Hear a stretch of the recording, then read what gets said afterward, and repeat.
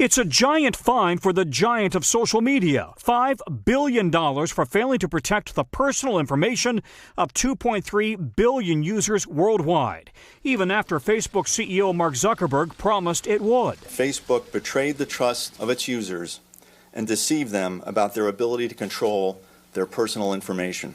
The government accuses Facebook of sharing users' personal information with third-party apps, including phone numbers and whether they liked certain postings. Some shared with Cambridge Analytica, a political consulting firm that worked for the Trump campaign, and optional face recognition technology turned on by default. Facebook is not admitting guilt, though it's agreeing to government oversight for 20 years. Also, a new independent privacy committee. And Mark Zuckerberg himself will have to certify every quarter that the company is adhering to its privacy agreements. Zuckerberg today. We're going to change the way that we operate across the whole company, from the leadership down and the ground up. We're going to change how we build products. And if we don't, then we're going to be held accountable for it.